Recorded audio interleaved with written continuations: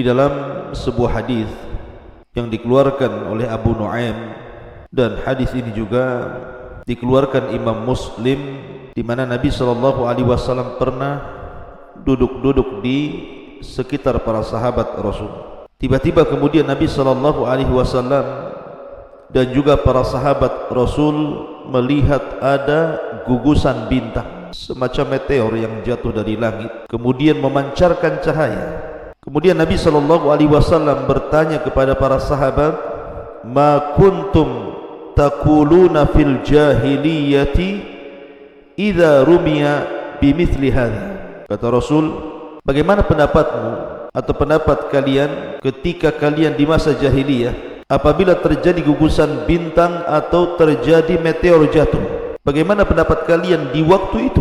Maka para sahabat Nabi SAW sebagai adab mereka kepada Allah dan Rasulnya mengatakan, Allahu wa rasuluhu a'lam. Allah dan Rasul yang lebih paham. Kunna naqul, kemudian para sahabat mengatakan, kami katakan, wulidal lailata rajulun azimun wa matal lailata rajulun azim. Boleh jadi wahai Rasul, dengan adanya gugusan bintang ataupun adanya meteor jatuh itu karena akan lahir orang yang sangat agung di masa depan, atau boleh jadi telah meninggal orang yang dianggap agung pada saat hari ini. Maka Nabi SAW meluruskan bahwa meteor jatuh atau gugusan bintang yang jatuh itu bukan karena itu.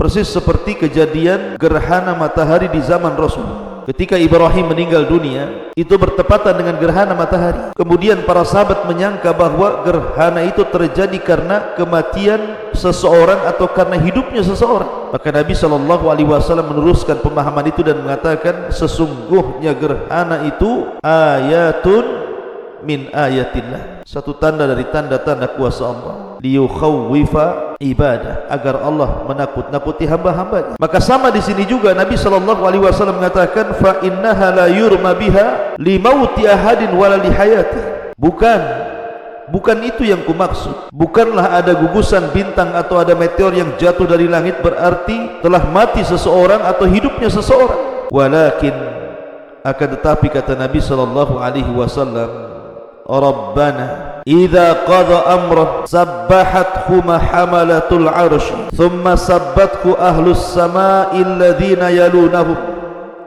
thumma sabbathum ahlus samai alladhina yalunahum hatta yablugha tasbiha ahlus samai dunya. Kata Nabi SAW, akan tetapi Rabb kita Allah Subhanahu wa ta'ala apabila memutuskan sebuah perkara, mewahyukan sebuah wahyu, memerintahkan sebuah perintah, maka para malaikat yang memikul arsh itu, malaikat yang sangat besar, yang dijelaskan dalam riwayat di mana pundaknya memikul arsh Allah Subhanahu wa ta'ala, kemudian badannya menembus seluruh lapisan langit dan kakinya sampai ke bumi. Jadi malaikat sebesar ini bertasbih sehingga suara tasbihnya itu terdengar kepada malaikat yang ada di bawahnya.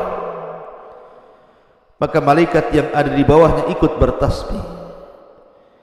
Kemudian malaikat yang ada di bawahnya karena kencangnya bertasbih terdengar oleh malaikat yang ada di bawahnya lagi. Maka malaikat yang ada di bawahnya lagi ikut bertasbih. Kemudian malaikat yang ada di bawahnya lagi dengan keras bertasbih sampai terdengar malaikat yang ada di bawahnya lagi, sampai ke malaikat yang terdapat di langit yang ketujuh, dan begitu seterusnya sampai diikuti tasbihnya kepada malaikat yang ada di langit ke-6, ke-5, ke-4, ke-3, ke-2 sampai ke-1, sehingga langit bergema dengan tasbih membersihkan nama Allah Subhanahu wa ta'ala. Thumma yaqulun, kemudian mereka pun berkata, alladzina yaluna hamalatal arsy li hamalatil arsy. Kemudian malaikat yang ada di bawah arsy bertanya kepada malaikat yang memikul arsy, madza qala rabbukum? Apa yang difirmankan Rabb kalian? untuk kami. Fayujibunahum fayastakhbiru ahlus samawati ba'duhum ba'dhan hatta yablughal khabaru hadhihi sama'ad dunya. Maka malaikat pemikul arsy pun kemudian menghabarkan titah perintah Allah. Akhirnya kemudian oleh malaikat yang di bawahnya disampaikan kepada malaikat yang di bawahnya, disampaikan lagi kepada malaikat yang di bawahnya, sampailah khabar ini di langit dunia, langit yang kita lihat. Maka malaikat pun membicarakan putusan Allah Subhanahu wa taala itu. Lah disinilah kisah dimulai. Fatakhtiful jinnus sam'a fayulqunahu ila awliyaihim fama ja'u bihi ala wajhihi fahuwa sahihun walakinnahum yufarriquna fihi wa yaziduna faturma syayatin bin nujuh. Ketika para malaikat berbincang-bincang soal perintah Allah itu, maka jin-jin yang berusaha naik ke langit, mereka punya pos-pos, punya tempat-tempat yang duduk mendengarkan dan mencuri kabar dari malaikat. Karena mereka tidak sabar, terkadang baru dapat satu kalimat, langsung kemudian kalimat itu disampaikan kepada jin yang berikutnya, kemudian disampaikan kepada jin yang berikutnya, sampai kepada jin yang ada di bumi. Maka jin yang ada di bumi ini telah membawa kabar yang benar, akan tetapi telah mencampur adukkan dengan kedustaan, menambah dan mengurang.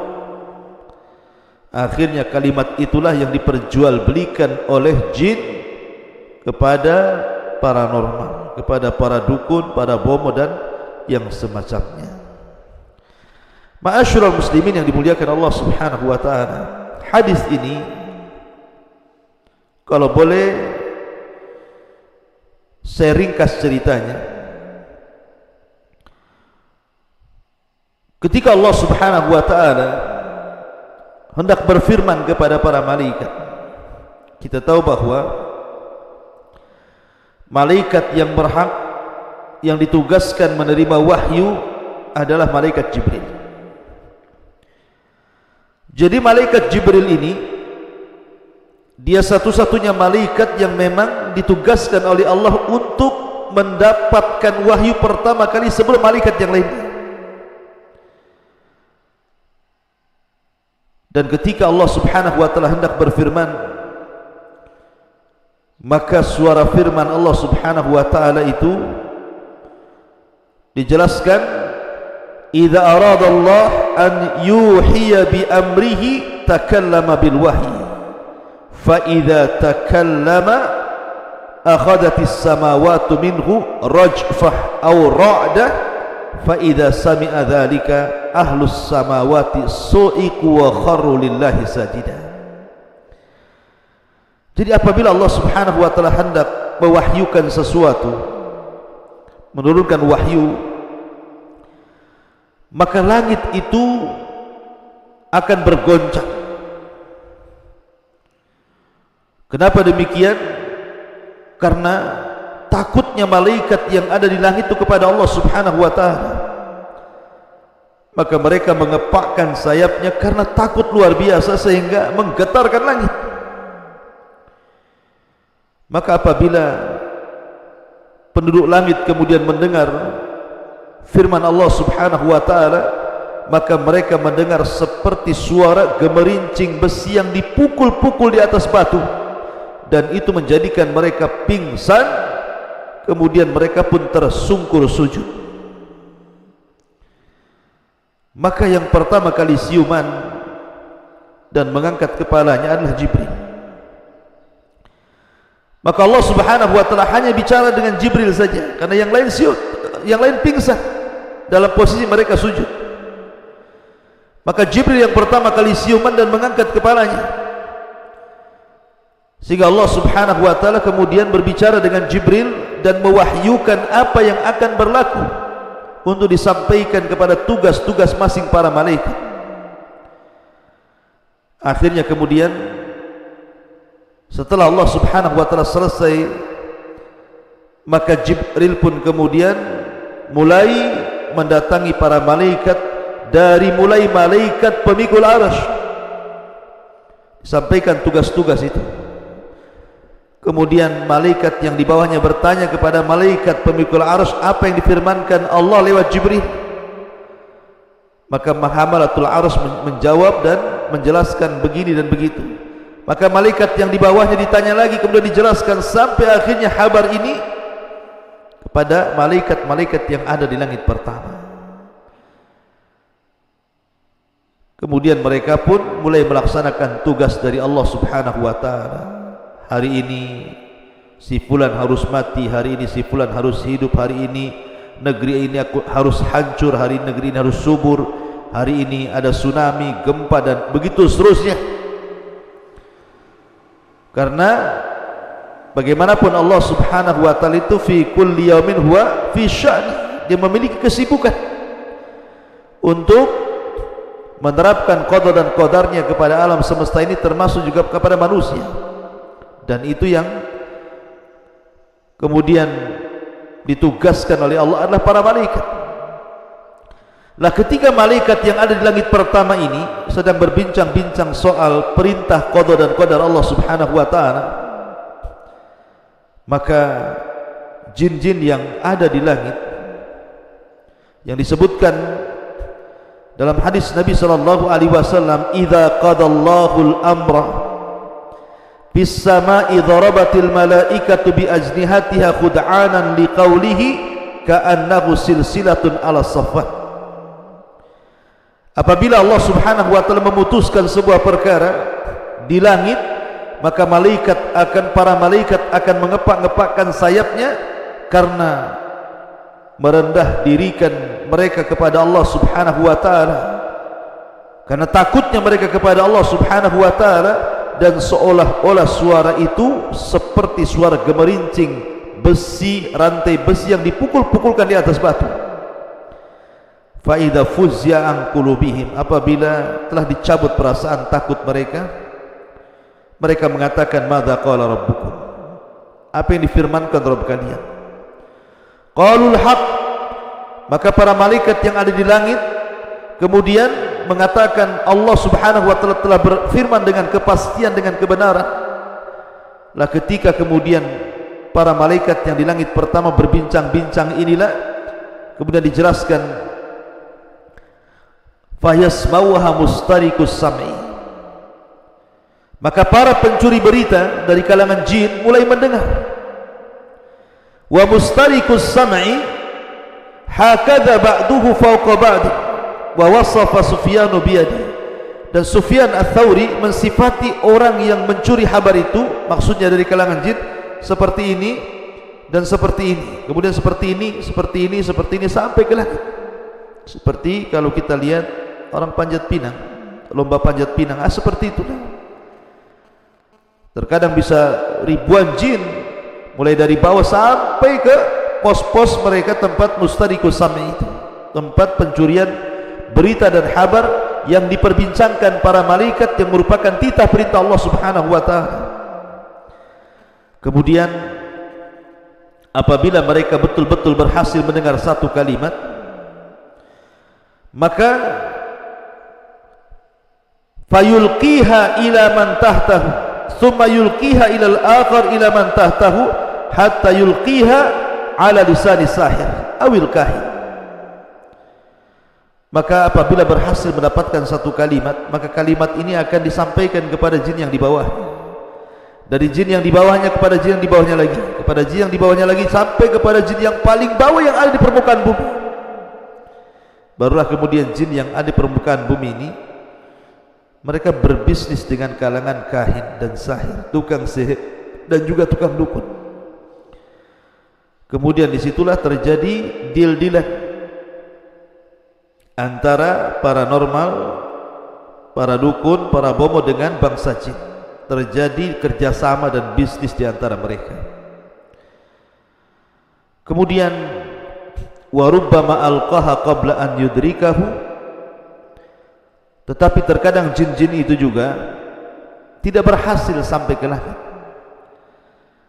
karena akhirnya mereka pun dilempar oleh meteor-meteor itu, oleh gugusan-gugusan bintang itu hingga terbakar dan mati.